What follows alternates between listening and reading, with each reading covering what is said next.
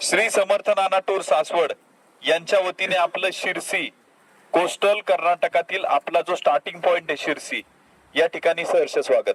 आता आपण पाहिलंय जो मेन हायवे सोडल्यापासून शिरसीत येईपर्यंत तुम्हाला दोन्ही बाजूनी तुम्हाला सुपारीची, पोपळीची, नारळाची बागा दिसल्यात.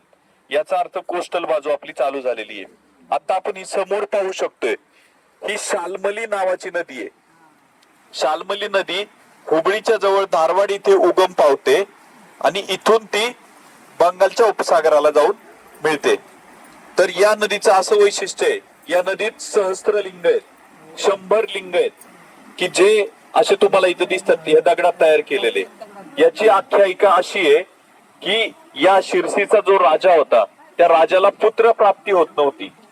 पुत्र प्राप्ती होत नसल्यामुळे त्यांनी राजगुरूकडे सल्ला मागितला. तर राजगुरूंनी असा सल्ला दिला की तुम्ही या शाल्मली नदीच्या कडेला तपश्चर्या करा आणि नदीतले जे दगड आहेत त्या दगडांचे 100 शिवलिंग बनवा, तुम्हाला पुत्र प्राप्ती होईल.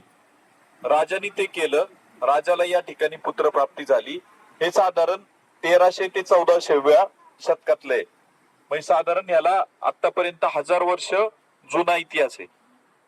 आपल्याला आता ही मस्तपैकी नदी पाहिजे, याचे शिवलिंगांचे फोटो तुम्ही फोटोग्राफी काढून घ्या.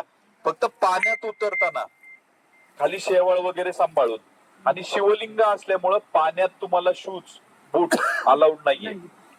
त्यामुळं पाण्यात उतरताना शक्यतो उतरूच नका, आणि जरी उतरले तरी बूट काढून उतरा. इथून वरती तुम्ही गेला परत तिथून त्या कोपऱ्यात आहे ना एक असं झुलता पूल